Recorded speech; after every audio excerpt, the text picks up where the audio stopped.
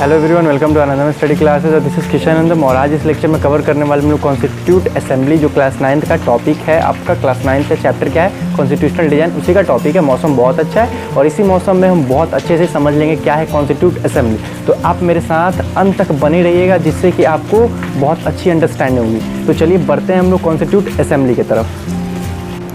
चलिए स्टार्ट करते हैं और समझते हैं क्या है कॉन्स्टिट्यूट असेंबली। उससे पहले अगर आपने इसका प्रीवियस पार्ट नहीं देखा है, पार्ट 6, पार्ट 5 आपने, तो आप जाकर उसे देखें, क्योंकि ये जो प्रीवियस पार्ट्स हैं वो आपको रिलेट कराते हैं न्यू पार्ट से। तो इसलिए प्रीवियस पार्ट भी आप एक बार ज़रूर जाकर देखें। चलिए स्टार्ट करते हैं। कॉन्स्टिट्यूट असेंबली पार्ट है हमारा 7। तो कॉन्स्टिट्यूट असेंबली में सबसे पहले आता है कि who were the makers of the Indian constitution, मतलब कौन है जो इंडियन कॉन्स्टिट्यूशन, कौन है मेकर जो इंडियन कॉन्स्टिट्यूशन को तैयार किए हैं, कौन है वो लोग जो इंडियन कॉन्स्टिट्यूशन को तैयार किए हैं। तो सिंपली है कि इंडियन कॉन्स्टिट्यूशन को एक बंदा तो तैयार किया नहीं है, कोई एक आदमी, कोई एक महान पुरुष तो तैयार उसको किए नहीं है आपके।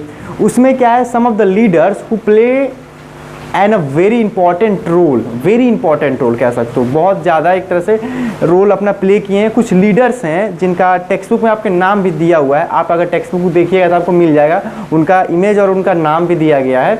वो लीडर क्या थे, बहुत ही एक तरह से इंपॉर्टेंट रोल किए थे किसके, तो मेकिंग ऑफ द कॉन्स्टिट्यूशन में, यानी कॉन्स्टिट्यूशन बनाने में उनका बहुत बड़ा सहयोग था, हाथ था। हाँ, सेकंड अगर बात करें तो देखो, the drafting of the document call the constitution. क्या है? The drafting of the document call the constitution, यानी जो डॉक्यूमेंट था उसको ड्राफ्ट किया जा रहा था, उसे ही क्या हम कहते हैं, कॉन्स्टिट्यूशन कहते हैं, उसे ही क्या, कॉन्स्टिट्यूशन। लेकिन जो कॉन्स्टिट्यूशन था, constitution was done by N assembly of elected representative called the constitute assembly. जो कॉन्स्टिट्यूशन था वो किसके द्वारा एक तरह से डन किया गया था, कैसे डन किया गया था, तो एक असेंबली के द्वारा, जो कॉन्स्टिट्यूट असेंबली यानी जो संविधान सभा, उसके द्वारा ही क्या हुआ था, आपका कॉन्स्टिट्यूशन डन हुआ था, तैयार हुआ था। और उस कॉन्स्टिट्यूट असेंबली में इलेक्टेड लीडर्स थे, इलेक्टेड लीडर्स ही क्या किए थे, आपके कॉन्स्टिट्यूशन को तैयार किए थे। उस पर डिबेट हुआ था, आपके डिस्कशन हुआ था, तभी क्या हुआ था, आपके कॉन्स्टिट्यूशन एक तरह से आपका बना, तैयार हुआ। हाँ, अगर इलेक्शन बात करें, हाँ, कॉन्स्टिट्यूट असेंबली में क्या हुआ था, election to the constitute assembly were held in July 1946 है। जो कॉन्स्टिट्यूट असेंबली है आपका संविधान सभा, उसमें इलेक्शन हुआ था आपके इन जुलाई 1946। क्या हुआ था, जुलाई 1946 में आपका एक इलेक्शन हुआ था कॉन्स्टिट्यूट असेंबली में। और उसके बाद जो फर्स्ट मीटिंग हुआ आपके एक तरह से कॉन्स्टिट्यूट असेंबली का, वो दिसंबर 1946 में हुआ। जुलाई में आपका इलेक्शन हुआ, यानी अब चुने जा चुके थे आपके लीडर्स, और फर्स्ट मीटिंग हुआ 1946 में, आपके दिसंबर 1946 में। डेट क्लियर रखिएगा। अब हाँ, आगे बढ़ते हैं। देखो इसके बाद ही क्या हुआ कि सुन आफ्टर इंडिया जो था वो दो पार्टों में डिवाइड हो गया। क्या हुआ, दो पार्टों में डिवाइड हो गया। इंडिया डिवाइडेड हो गया, एक पाकिस्तान बन गया। इसके पीछे भी एक स्टोरी है, लेकिन उसको हमको उतना भी डेप्थ नहीं पढ़ना है। हमें इतना जानना है कि जो 1946 के बाद ही क्या हुआ, एक तरह से टेंशन बढ़ने लगा हमारे कंट्री में, और एक तरह से पाकिस्तान का डिमांड हुआ, और इंडिया जो था वो डिवाइडेड हो गया पाकिस्तान में। And also constitute assembly is divided. इसके साथ में ही जो विधानसभा थे वो भी डिवाइड हो गए, दो हो गए, एक इंडिया का, एक पाकिस्तान का। हाँ, इसके बाद नेक्स्ट पॉइंट में आते हैं। Wrote the Indian constitution had, देखो 299 मेंबर जो क्या किए थे, एक तरह से इंडियन कॉन्स्टिट्यूशन को लिखे थे, रॉट किए थे। क्लियर हो रहा है, यानी 299 मेंबर्स का हाथ था, उनका सहयोग था। क्लियर हो रहा है। अब नेक्स्ट पॉइंट बढ़ते हैं। हाँ, असेंबली अडॉप्ट द कॉन्स्टिट्यूशन। देखो जो असेंबली था वो कॉन्स्टिट्यूशन को कब अडॉप्ट किया था, तो 26 नवंबर 1949 को जो हमारा असेंबली था, कह सकते हो जो कॉन्स्टिट्यूट असेंबली था, उसने पूरा डिस्कशन करके एवरीथिंग्स उसने कर दिया, और क्या किया, जो कॉन्स्टिट्यूशन था उसको यहाँ से पास कर दिया, यानी अडॉप्ट कर लिया। कब, तो 26 नवंबर 1949। लेकिन उसको इफेक्ट में यानी पूरी तरह से लागू किया गया हमारे कंट्री में 26 जनवरी 1950। और इसी को हम लोग क्या करते हैं, रिपब्लिक डे आपको सेलिब्रेट करते हैं एवरी ईयर।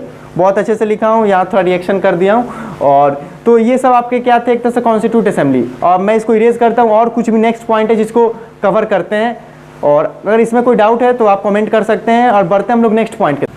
नेक्स्ट पॉइंट देखते हैं। नेक्स्ट पॉइंट हमारा क्या है, हाँ, आईएनसी मैंने लिखा है। आईएनसी इंडियन नेशनल कांग्रेस 1885 में इसका जो पार्टी था वो फॉर्म हुआ था। हाँ, स्टार्ट करते हैं। आपके देखो जो असेंबली था हमारा was dominated by the INC. देखो आईएनसी जो इंडियन नेशनल कांग्रेस था तुम्हारा पार्टी, वो 1885 में फॉर्मेशन इसका हो चुका था। और ये जो पार्टी था वो इंडिया फ्रीडम स्ट्रगल को लीड कर रहा था, यानी जितना भी स्ट्रगल हुआ था इस पार्टी का बहुत बड़ा हाथ था, एक तरह से लीड कर रहा था। और इसमें जो एक तरह से मेंबर थे बहुत ज़्यादा थे और यही डोमिनेटेड थे आपके। लेकिन इसमें एक चीज़ थी, जो variety of political groups and opinions, मतलब जो पार्टी में था वो बहुत ज़्यादा लोगों का ओपिनियन था, यानी बहुत लोग के वेराइटी यानी वेरिएशन था लोगों में, यानी एक मत नहीं था, अलग अलग थॉट्स था सबके, अलग अलग सुझाव थे, अलग अलग ग्रुप्स थे, इन लोग के अलग अलग ओपिनियंस थे। और कुछ तो मेंबर्स थे वो जो एग्री ही नहीं होते थे कांग्रेस के सुझाव पे, यानी उनका थॉट ही अलग था, उनका आइडिया ही अलग था। यानी कांग्रेस में भी क्या था, उस टाइम आपके जो ओपिनियंस भी अलग हो जाते थे, और कोई कोई तो लीडर थे आपके जो क्या थे, एक तरह से किसी बात पे एग्री ही नहीं होते थे। लेकिन अगर सोशल टर्म को लेकर बात करें, सोशल टर्म, तो जो असेंबली था वो रिप्रेजेंट कर रहा था डिफरेंट लैंग्वेज को भी, ग्रुप्स को भी, कास्ट को भी, क्लास और रिलीजन्स और ऑक्यूपेशन, यानी असेंबली में डिफरेंट लैंग्वेज के भी लोग थे, ग्रुप्स के भी थे, कास्ट के भी थे, अलग अलग क्लासेस के भी थे, और रिलीजन्स और ऑक्यूपेशन से भी आपके वहाँ मेंबर्स थे। अगर बात करें, मैंने नोट में लिखा है, इफ़ द कॉन्स्टिट्यूट असेंबली, देखो जो कॉन्स्टिट्यूट असेंबली था, अगर उसका फॉर्मेशन यूनिवर्सल एडल्ट फ्रेंचाइजिस से होता है, देखो उस टाइम जो फॉर्मेशन हुआ था कॉन्स्टिट्यूट असेंबली का, जो इलेक्शन हुआ था वो एक तरह से यूनिवर्सल एडल्ट फ्रेंचाइजिस पे नहीं हुआ था, यानी बहुत ही कम लोगों को उस टाइम वोटिंग का राइट था, और अस्थायी टेम्पोररी एक तरह से फॉर्मेशन हुआ था उसको, यानी सभी लोग वोटिंग नहीं किए थे। लेकिन अगर यूनिवर्सल एडल्ट फ्रेंचाइजिस भी रहता तो जो कॉम्पोजिशन था वो इसी तरह होता आपका सिनेरियो, यानी if the constitute assembly was elected by universal adult franchise, its composition would not have been very different, ज़्यादा डिफरेंट नहीं होता। तो नेक्स्ट पॉइंट की तरफ बढ़ते हैं हम लोग। नेक्स्ट पॉइंट देखते हैं, वर्क। मैंने वर्क लिख दिया है कि अब हम लास्ट जो है यही फिनिश हो जाएगा यहाँ आपका टॉपिक। ये कॉन्स्टिट्यूट असेंबली का वर्क कैसे करता है, कैसे वहाँ एक तरह से वर्क स्टार्ट हुआ काम एक तरह से कॉन्स्टिट्यूशन पे, वो पॉइंट्स है। जैसे कि मैंने क्या किया है, कॉन्स्टिट्यूट असेंबली को बहुत अच्छे से आपको डिवाइड कर दिया है। जैसे कि मैंने आपको इंडियन नेशनल कांग्रेस के बारे में, एक तरह से आपके कॉन्स्टिट्यूट असेंबली कैसे एक तरह से बनना चालू हुआ, वो सब के बारे में मैंने आपको बता दिया। अगर आपको बुक रीडिंग करने का टाइम नहीं मिलता तो आप मेरा लेक्चर देख लोगे तो आपके 90% पॉइंट क्लियर हो जाएंगे। आपको बुक रीडिंग करने की कोई जरूरत नहीं है, क्योंकि बुक रीड करोगे तो सब मेरे पॉइंट सब आप पाओगे कि यस किशन भैया ने सब करा दिया है, सब पॉइंट्स कवर हैं। तो स्टार्ट कर, देखो कॉन्स्टिट्यूट असेंबली का वर्क स्टार्ट करते हैं। सबसे पहले क्या हो, constitute assembly work in A systematic, open and consensual manner, यानी जो असेंबली था वो बहुत ही अच्छे वे में, आपका सिस्टमैटिक वे में हमारा काम करना चालू कर दिया, स्टार्ट हो गया। बहुत ओपन कंसेंसुअल मैनर, यानी सहमति मैंने लिखी है। एक तरह से ऐसी बात नहीं है कि कोई एग्री नहीं है, सबकी सहमति के अनुसार एक अच्छे एक मैनर के अनुसार क्या हो, जो हमारा कॉन्स्टिट्यूट असेंबली हो वो स्टार्टअप कर दिया। नेक्स्ट पॉइंट कवर करेंगे तो सब ये जो तीनों टर्म मैंने लिखा अच्छे से क्लियर हो जाएगा। देखो पहली जो फर्स्ट है, फर्स्ट बात, जो some basic principle were decided and agreed upon. सबसे पहले कुछ प्रिंसिपल्स पे वो लोग क्या हुए, एग्री हुए। सबसे पहले कुछ बेसिक प्रिंसिपल वो लोग डिसाइड किए और उस पर वो अपनी सहमति बनाए, उस पर वो एक तरह से डिस्कशन उनका चालू हुआ, डिबेट चालू हुआ। उसके बाद जो भीमराव अंबेडकर थे, आपका BR Ambedkar, prepared A draft constitution for discussion, यानी एक प्रारूप उन्होंने तैयार किया, कॉन्स्टिट्यूशन कैसा होना चाहिए, क्या क्या बातें उसमें होनी चाहिए। BR अम्बेडकर ने क्या किया, उसको प्रिपेयर किया ड्राफ्ट को। उसके बाद उस पर डिस्कशन एंड आपके जो जितने भी थे कह सकते हो कमेंट्स हो चाहे डिबेट्स हो, एवरीथिंग स्टार्ट हुआ वहाँ।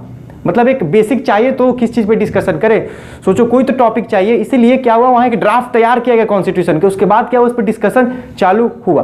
फिर उसमें क्या हुआ, मोर देन ये 2000 अमेंडमेंट वेयर कंसिडर, कम से कम कह सकते हो कि 2000 अमेंडमेंट्स हुए उसमें, एक तरह से चेंजेस हुए। जो ड्राफ्ट तैयार किया गया उसके बाद उसमें कम से कम 2000 अमेंडमेंट्स हुए उसी टाइम, वेयर कंसिडर वो लोग पाए, और 2000 उन्होंने चेंजेस किए उस कॉन्स्टिट्यूशन में, उस ड्राफ्ट में। फिर आते हैं next point, member deliberated for 144 days spread over 3 years. कम से कम कुल 3 वर्षों में से 114 डेज वो क्या कर चर्चा करते ही रह गए, उस पर डिस्कशन डिबेट होते ही रह गया, यानी टाइम दिया गया है बहुत अच्छा से। हाँ, नेक्स्ट पॉइंट क्या है, every document present and every word spoken in the constitute assembly has been recorded and preserve, यानी ऐसी बात नहीं है, जिस विषय पे बात हो रहा था वो वहाँ रिकॉर्ड हो रहा था कॉन्स्टिट्यूट असेंबली में, हवा में बातें नहीं हो रही थी, वहाँ जो था वो रिकॉर्ड हो रहा था और उसको एक दस्तावेज में प्रिजर्व किया जा रहा था, एक तरह से आपके एविडेंस के तौर पे कि जो कॉन्स्टिट्यूशन है वो ऐसे प्रिपेयर हुआ, आपके ऐसे डिबेट और डिस्कशन चले, यानी वो आज भी मौजूद हैं, यानी रिकॉर्ड किया गया और प्रिजर्व किया गया। फिर आते हैं, हाँ, उसी को जो एक तरह से आपके जितने भी डिबेट्स और रिकॉर्ड्स हुए उसी को हम लोग कहते हैं कॉन्स्टिट्यूट असेंबली डिबेट्स, यानी कॉन्स्टिट्यूट असेंबली में जितनी भी कुछ हो रही थी उसको एक तरह से हम लोग बोलते हैं कॉन्स्टिट्यूट असेंबली डिबेट्स, इसको नाम दिया गया।